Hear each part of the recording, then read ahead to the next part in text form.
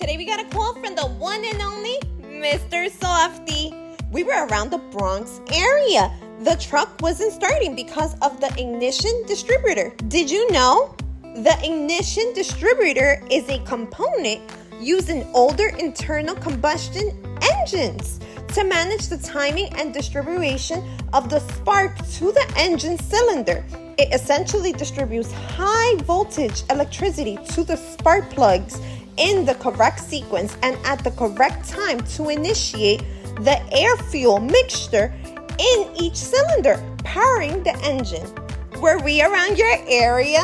Drop a comment. Let us know what part of the tri-state area you're from. Are you from the Jersey area, the Connecticut area, or the Pennsylvania area? Don't hesitate to give us a call at any time and anywhere. We're currently working 24 hours a day, 7 days a week. We work on brakes, air conditioning, alternator, diagnostic services, engines, you name it, we fix it. Is your check engine light on? Give us a call.